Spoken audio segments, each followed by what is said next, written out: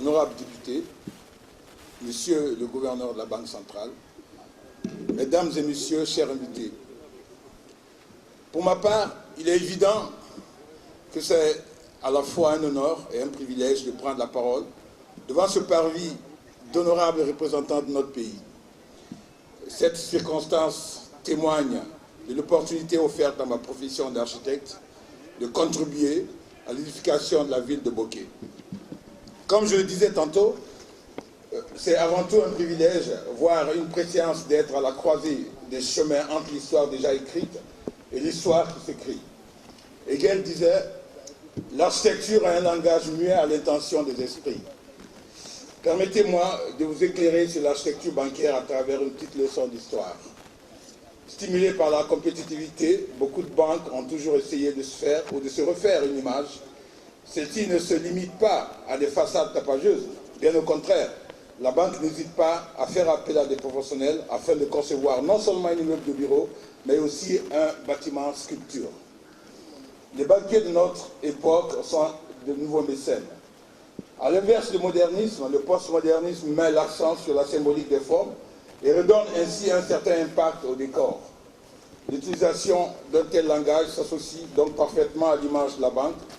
Celle-ci doit séduire, attirer car elle veut refléter d'elle-même une image positive. Toutes les institutions expriment à travers des marques sur lesquelles les générations présentes et futures lisent et liront leurs idéaux et leur essence. Mes collaborateurs et moi avons trouvé dans ce projet les circonstances idéales pour passer non seulement à nos contemporains, mais aussi aux générations futures, les témoignages d'une institution qui recrée une histoire sur une histoire déjà consignée. Il est devenu coutume de faire appel à des architectes qui, à travers leur art portraiture sur le paysage, les symboles et les empreintes qui reflètent leurs préoccupations d'un temps. L'architecture des différentes implantations de banques diffuse leur identité et leur histoire. Et l'architecte traduit sa vision de la banque et de l'environnement urbain dans lequel elle s'insère. Nous voici à l'inauguration de l'agence de la BCRG de Bokeh qui est bâtie sur le lot 30 du plan cadastral de la ville de Bokeh, d'une contenance de 3650 m².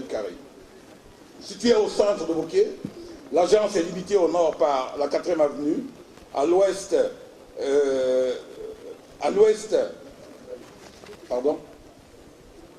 au sud par l'école primaire du centre, à l'est par la 4e avenue et à l'ouest par le groupement de la gendarmerie nationale.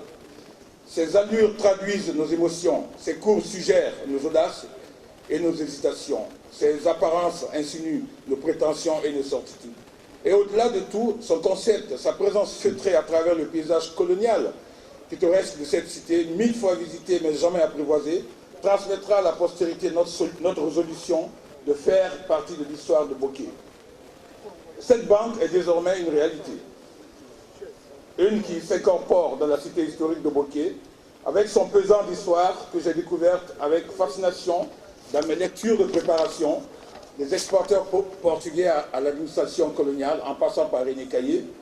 Cette cité a connu les avantages d'un destin peu commun. Et à ce propos, j'ajouterai ceci.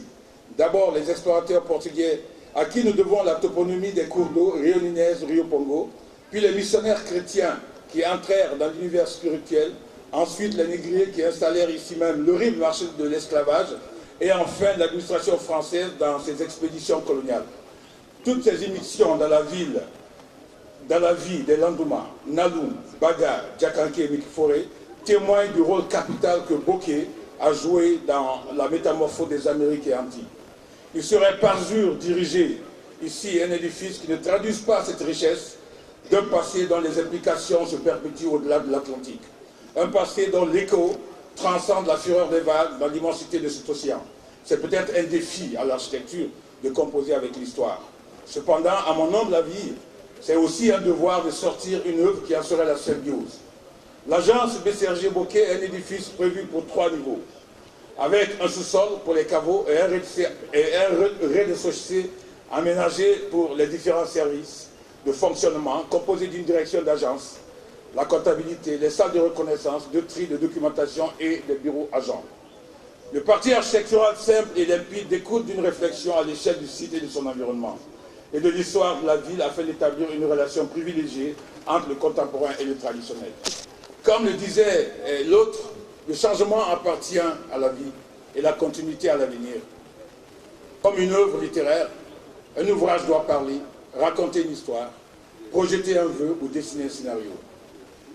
C'est ce qu'aujourd'hui Aboké, comme ouvrage ou œuvre littéraire, nous comble par la diversité des formes, des allures et écritures géométriques.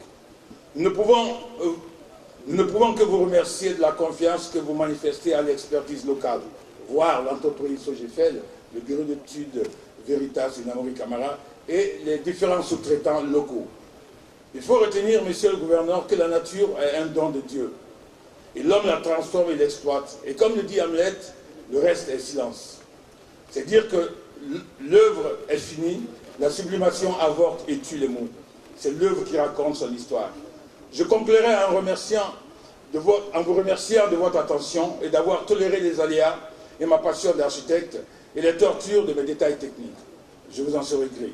Mais sachez, monsieur le gouverneur, que les grands ouvrages survivent leur auteur et à jamais portent le témoignage de leur noble action. Merci.